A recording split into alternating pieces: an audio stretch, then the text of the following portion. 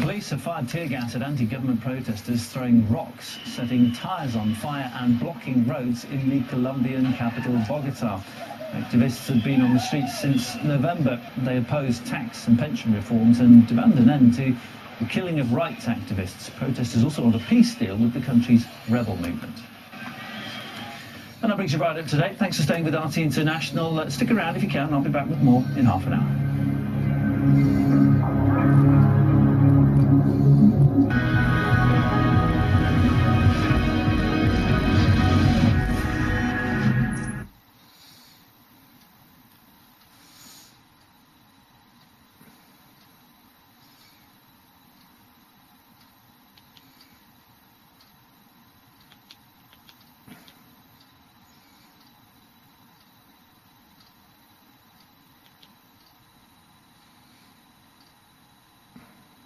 Murder, She Wrote, weeknights starting at 11 on Hallmark Movies and Mysteries.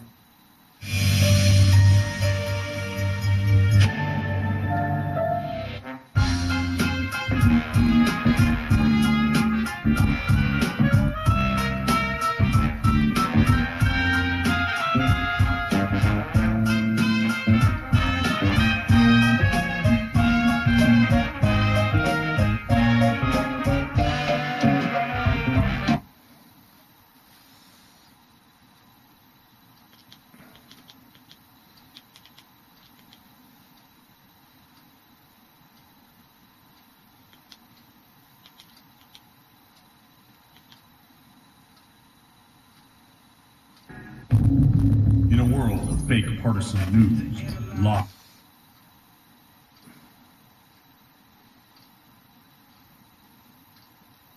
If local communities that are being poisoned, if they object, if they do anything that the company feels is interrupting their profits, they can be sued. Now multinationals are taking on whole nations. Philip Morris is trying to use ISDS to stop Uruguay from implementing new tobacco regulations aimed at cutting domestic smoking rates.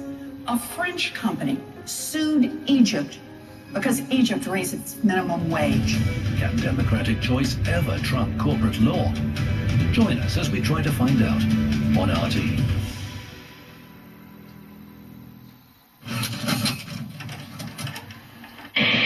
I'm n0am Chomsky. I'm on the faculty at MIT, and I've been getting more and more heavily involved in anti-war activities for the last few years.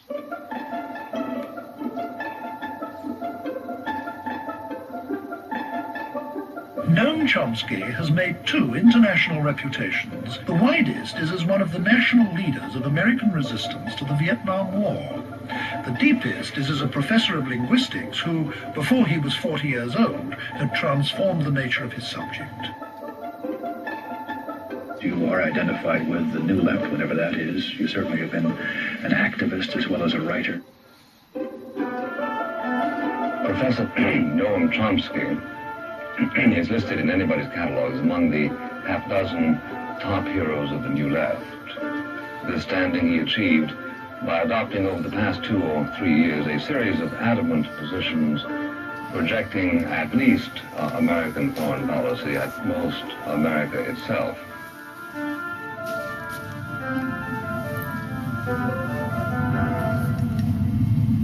Well, actually, this notion, anti-American, is quite an interesting one. It's actually a totalitarian notion. It isn't used in free societies. So if someone in, say, Italy is criticizing Berlusconi or the corruption of the Italian state and so on, they're not called anti-Italian. In fact, if they were called anti-Italian, people would collapse in laughter in the streets of Rome or Milan. In totalitarian states, the notion's used. So in the old Soviet Union, dissidents were called anti-Soviet. That was the worst condemnation. In the Brazilian military dictatorship, they were called anti-Brazilian. Now, it's true that in just about every society, critics are maligned, are mistreated different ways depending on the nature of the society. Like in the Soviet Union, say, Václav Havel would be imprisoned. In a U.S. dependency like El Salvador at the same time, his counterparts would have their brains blown out by U.S.-run state terrorist forces. And other societies that just condemned or vilified and so on. And in the United States, one of the terms of abuse is anti-American.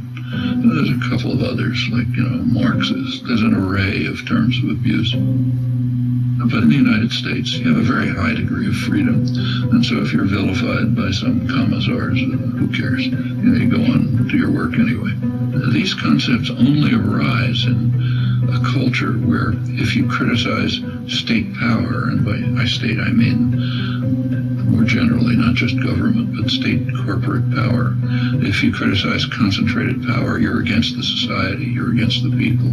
That's quite striking that it's used in the United States. In fact, as far as I know, the only democratic society where the concept isn't just ridiculed. And it's a sign of elements of the elite culture which are quite ugly.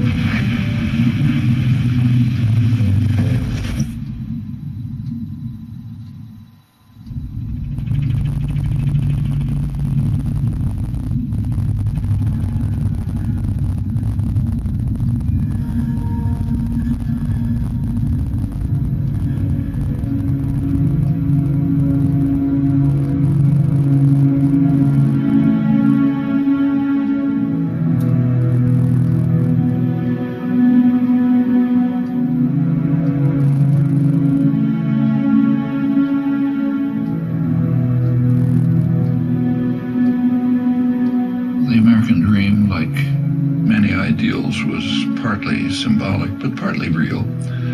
So in the 1950s and 60s, say, there was the biggest growth period in American economic history. The Golden Age. It was pretty egalitarian growth, so the lowest fifth of the population was improving about as much as the upper fifth. And there were some welfare state measures which improved life for much of the population. It was, for example, possible for a black worker to get a decent job in an auto plant, buy a home, get a car, have his children go to school, and so on, and the same across the board. When the U.S. was primarily a manufacturing center, it had to be concerned with its own consumers. Here, famously, Henry Ford raised the salary of his workers so they'd be able to buy cars. When you're moving into an international plutonomy, as the Mancs like to call it, a small percentage of the world's population that's gathering increasing wealth, what happens to American consumers is much less concern, because most of them aren't going to be consuming your products anyway, at least on any major basis. Your goals are profit in the next quarter, even if it's based on financial manipulations, high salary, high bonuses, produce overseas if you have to, and produce for the wealthy classes here and their counterparts abroad. What about the rest? Well, there's a term coming into use for them too. They're called the precariat, precarious proletariat, the working people of the world who live increasingly precarious lives.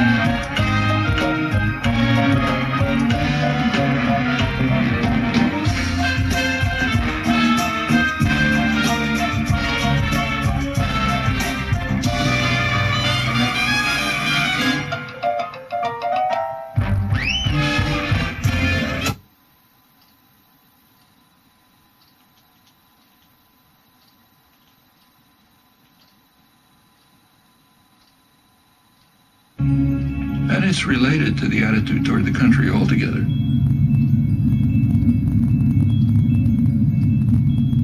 During the period of great growth of the economy, 50s and 60s, but in fact earlier, taxes on the wealthy were far higher. Corporate taxes were much higher, taxes on dividends were much higher, simply taxes on wealth were much higher. The tax system has been redesigned so that the taxes that are paid by the very wealthy are reduced, and correspondingly the tax burden on the rest of the population is increased.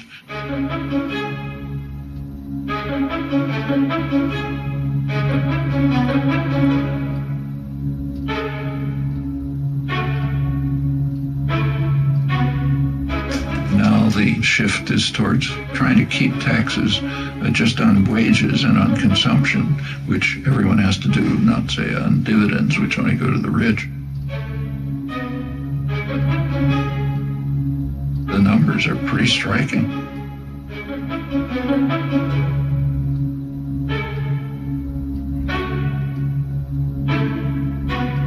Now there's a pretext. Of course, there's always a pretext. The pretext in this case is, well, that increases investment and increases jobs. But there isn't any evidence for that. If you want to increase investment, give money to the poor and the working people. They have to keep alive, so they spend their incomes. That stimulates production, stimulates investment, it leads to job growth, and so on. If you're an ideologist for the masters, you have a different line. And in fact, right now, it's almost absurd that corporations have money coming out of their pockets. So in fact, General Electric are paying zero taxes and they have enormous profits. Lets them take the profit somewhere else or defer it, but not pay taxes. And this is common. The major American corporations shift the burden of sustaining the society onto the rest of the population.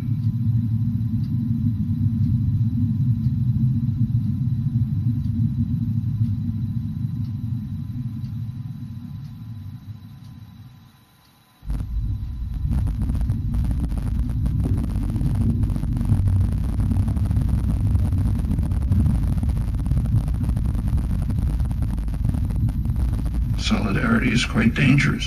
From the point of view of the masters, you're only supposed to care about yourself and not about other people. This is quite different from the people they claim are their heroes, like Adam Smith, who based his whole approach to the economy on the principle that sympathy is a fundamental human trait. But that has to be driven out of people's heads. You got to be for yourself, follow the Weil maxim, don't care about others. Which is okay for the rich and powerful, but is devastating for everyone else. Well, you know, it's taken a lot of effort to try to drive these basic human emotions out of people's heads. And we see it today in policy formation. For example, in the attack on Social Security. Social Security is based on a principle. It's based on a principle of solidarity. Solidarity, caring for others. Social Security means I pay payroll taxes so that the widow across town can get something to live on. For much of the population, that's what they survive on. It's of no use to the very rich. So therefore, there's a concerted attempt to destroy it.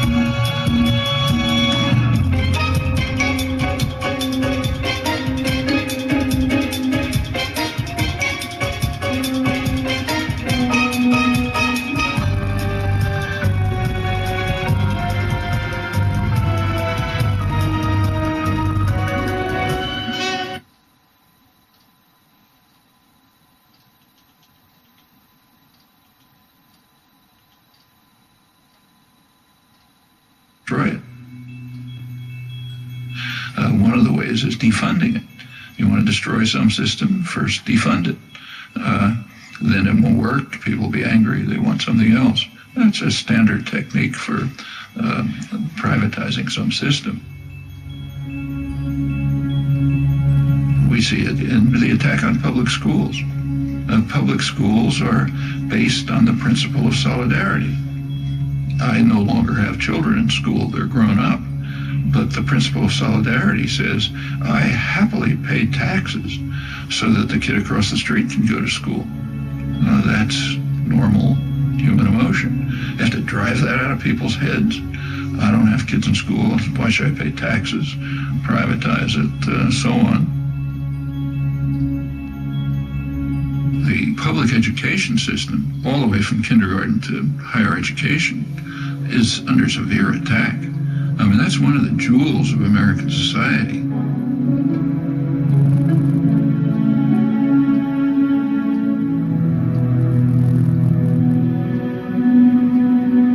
You go back to the golden age again, the great growth period in the 50s and 60s. A lot of that is based on free public education.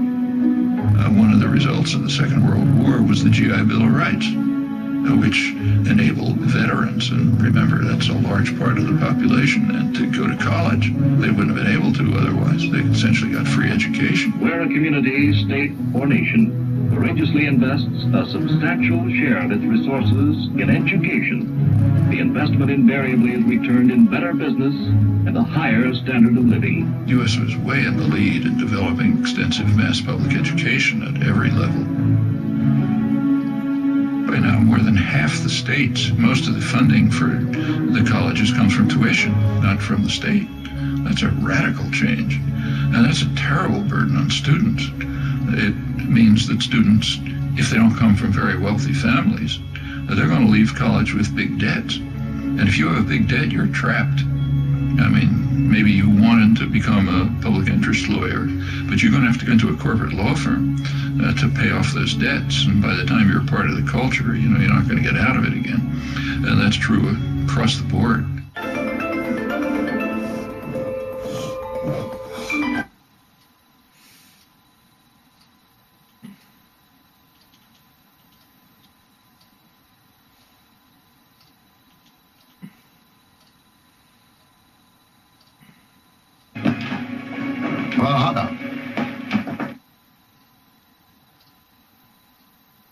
Locating up north.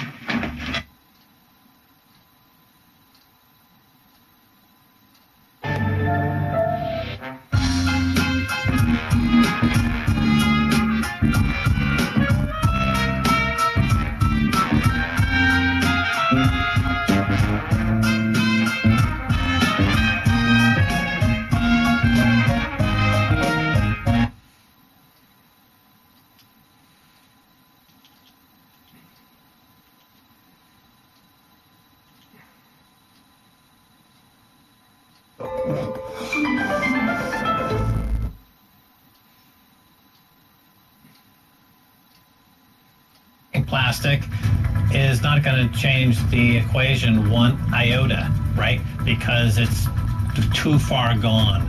So should we care, or just consider that humans had a great ride, why we did, and then shuffle off our mortal coil and adios?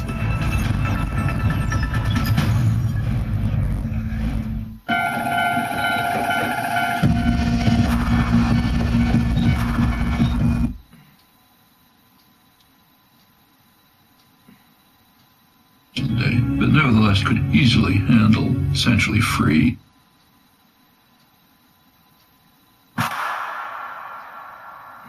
In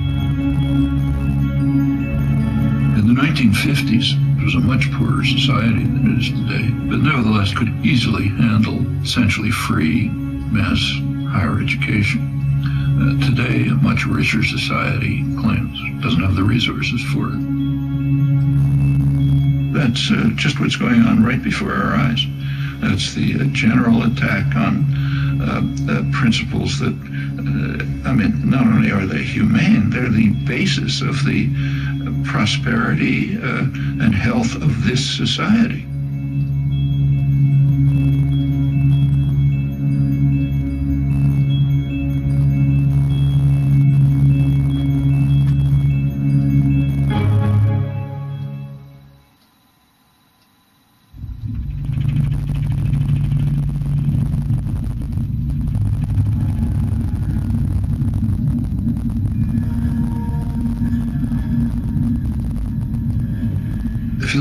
history of regulation, say railroad regulation, financial regulation, and so on, you find that quite commonly it's either initiated by the economic concentrations that are being regulated, or it's supported by them. And the reason is because they know that sooner or later they can take over the regulators. And it ends up with what's called regulatory capture. The business being regulated is in fact running the regulators.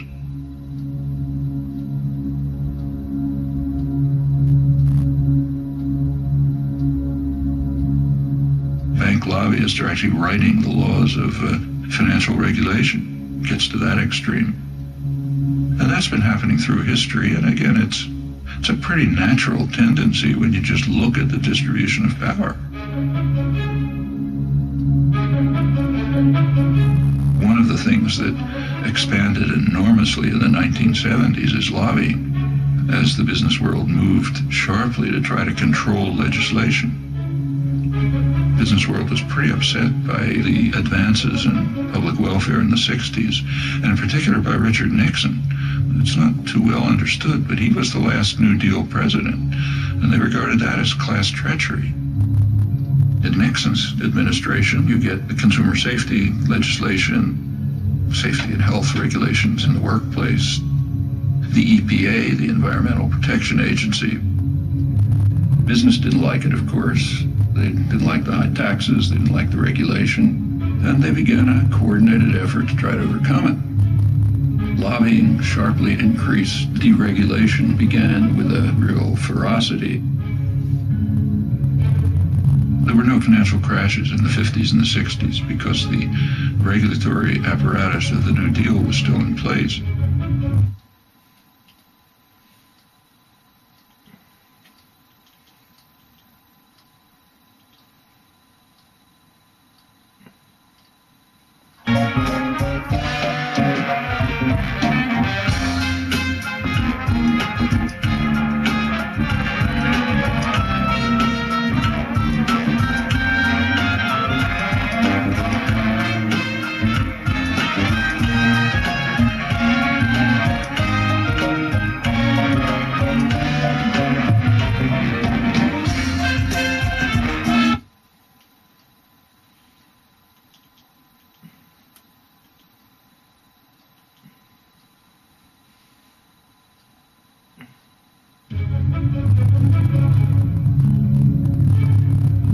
As it began to be dismantled under business pressure and political pressure, you get more and more crashes.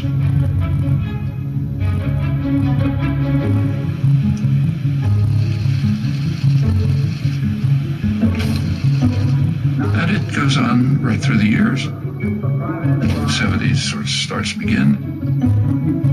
80s really takes off. Congress was asked to approve federal loan guarantees to the auto company of up to $1.5 billion. Now, all of this is quite safe as long as you know the government's going to come to your rescue. So take, say, Reagan. Instead of letting them pay the costs, Reagan bailed out banks like Continental Illinois, the biggest bailout of American history at the time. Actually ended his term with a huge financial crisis, the savings and loan crisis, and the government moved in and bailed it out. President Bush today signed the $300 billion savings and loan bailout bill. In 1999, regulation was dismantled to separate commercial banks from investment banks. Then comes the Bush, then Obama bailout. Bear Stearns is running to the feds to stay afloat. President Bush today defended the decision to bail out Citigroup. Fannie Mae and Freddie Mac have asked for a total of $3 billion more. This bailout could get much bigger, signaling deepening troubles for the U.S. economy. And they're building up the next one.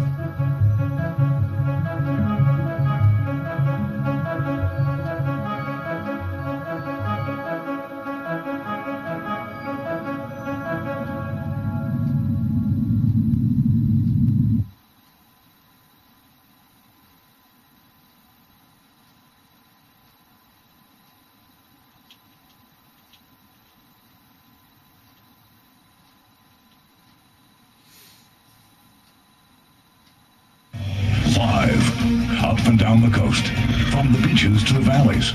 At 11, this is KEYT News Channel 3, where the news comes first. The World Health Organization declares the coronavirus a global public health emergency, and it's our top story tonight at 11 o'clock. Good evening, everybody. I'm CJ Ward. The coronavirus is spreading around the world much faster than anybody expected. The State Department issued a rare do not travel warning for China tonight. The virus has killed 213 people and sickened 10,000 people so far. And it is concerning UCSB students from China. News Channel 3's Tracy Laird joins us live with more on that. Tracy, it sounds like some of them are worrying about their parents like their parents often worry about them. They are. They're telling their parents there are no local cases in Santa Barbara County or on campus, but they're concerned it could spread. When news of the new coronavirus spread, UCSB students with family in China checked in with their parents. Some of the students say their families are not in Wuhan or the Each time, the taxpayer is called on to bail out those who created the crisis, increasingly the major financial institutions. In a capitalist economy, you wouldn't do that. In a capitalist system, that would wipe out the investors who made risky investments. But the rich and powerful, they don't want a capitalist system. They want to be able to run to the nanny state as soon as they're in trouble and get bailed out by the taxpayer. That's called too big to fail. I mean, there are Nobel laureates in economics who significantly disagree with the course that we're following. People like Joe Stiglitz, Paul Krugman, others. And none of them were even approached. The people picked to fix the crisis were those who created it. The Robert Rubin crowd, the Goldman Sachs crowd, they created the crisis, are now more powerful than before. Is that accident? Well, not when you pick those people to create an economic plan. I mean, what do you expect to happen? Meanwhile, for the poor, let market principles prevail. Don't expect any help from the government. The government's the problem, not the solution, and so on. That's essentially neoliberalism. And it has this dual character, which goes right back in economic history. One set of rules for the rich, the opposite set of rules for the poor. There's nothing surprising about this. It's exactly the dynamics you'd expect. And if the population allows it to proceed, it's just going to go on and on like this until the next crash, which is so much expected that credit agencies, which kind of evaluate the status of firms, are now counting into their calculations the taxpayer bailout that they expect to come after the next crash, which means that the beneficiaries of these credit ratings, like the big banks, they can borrow money more cheaply, they can push out smaller competitors, and you get more and more concentration. Everywhere you look, policies are designed this way, which should come as absolutely no surprise to anyone. That's what happens when you put power into the hands of a narrow sector of wealth, which is dedicated to increasing power for itself, just as you'd expect.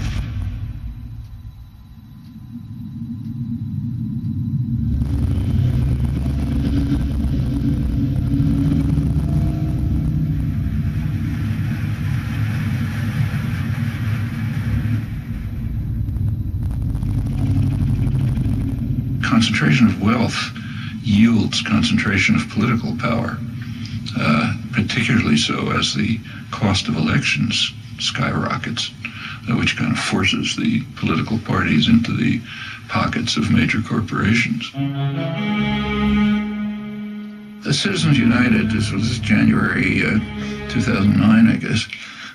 That's a very important decision, Supreme Court decision, but it has a history. And you got to think about the history. The 14th Amendment has a provision that says no person's rights can be infringed without due process of law. And the intent, clearly, was to protect freed slaves. It says, okay, they've got the protection of the law. I don't think it's ever been used for freed slaves, if ever, marginally. Almost immediately, it was used for businesses, corporations. Their rights can't be infringed without due process of law. So they gradually became persons under the law.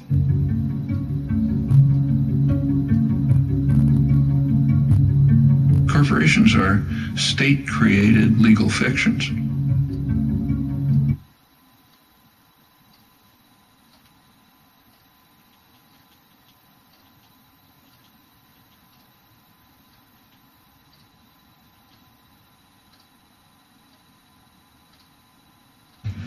What? I found myself saying that all the time. And when I realized it, I just stopped saying it. And my life changed.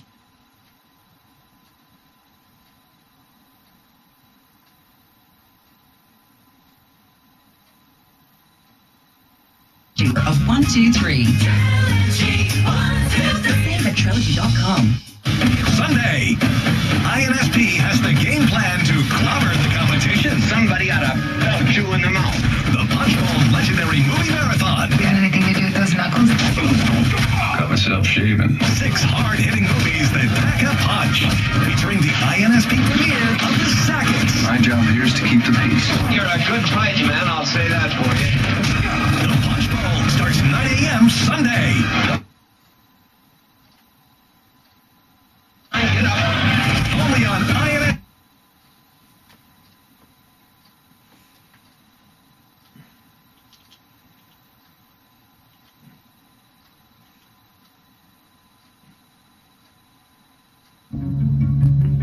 Maybe they're good, maybe they're bad, but to call them persons is kind of outrageous. So they got personal rights back about a century ago, and that extended through the 20th century. They give corporations rights way beyond what persons have. So if, say, General Motors invests in Mexico, they get national rights, the rights of a Mexican business. While the notion of person was expanded to include corporations, it was also restricted. If you take the 14th Amendment literally, then no undocumented alien can be deprived of rights if they're persons. Undocumented aliens who are living here and building your buildings, cleaning your lawns, and so on, they're not persons. But General Electric is a person, an immortal, super powerful person. This perversion of the elementary morality and the obvious meaning of the law is quite incredible. In the 1970s, the courts decided that money is a form of speech. Buckley versus Vallia. And then you go on through the years to Citizens United, which says that the right of free speech of corporations, namely spend as much money as they want, can't be curtailed. Take a look at what that means. It means that corporations, which anyway have been pretty much buying elections, are now free to do it with virtually no constraint. That's a tremendous attack on the residue of democracy. It's very interesting to read the rulings, like Justice Kennedy's swing vote. His ruling said, well, look, after all, CBS is given freedom of speech. They're a corporation. Why shouldn't General Electric be free to spend as much money as they want? I mean, it's true that CBS is given freedom of speech, but they're supposed to be performing a public service. That's why. That's what the press is supposed to be. General Electric is just trying to make money for the chief executive and some of the shareholders. It's an incredible decision, and it puts the country in a position where business power is greatly extended beyond what it always was. This is part of that vicious cycle. The Supreme Court justices are put in by reactionary presidents who get in there because they're funded by business. That's the way the cycle works.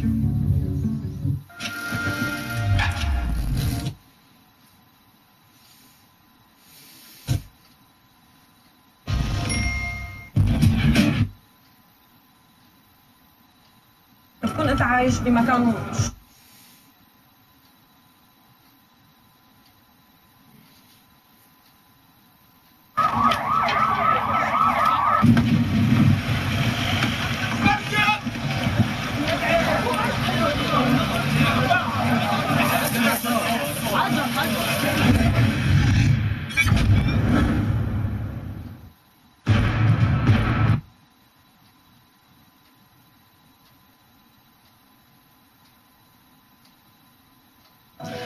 The world is counting down to the historic moment of Britain divorcing its 47-year partner, the European Union.